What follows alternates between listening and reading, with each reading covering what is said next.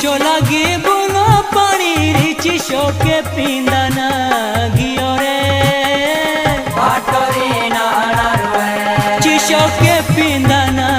गियो रे बाटोरी नाना रुए चिशो के पिंदना गियो रे बाटोरी नाना रुए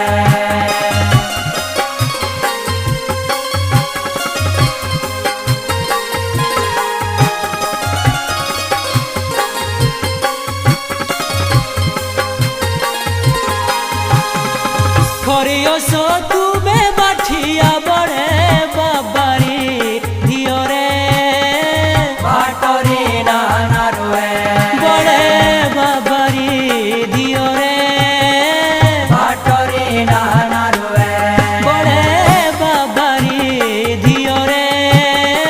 बाटोरी नाना रुए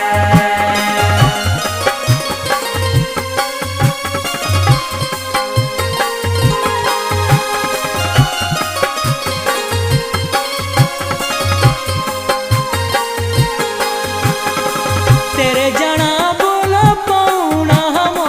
लगना बुरा रे बाटोरी नाना रुए हमो लगना बुरा रे बाटोरी नाना रुए हमो लगना बुरा रे बाटोरी नाना रुए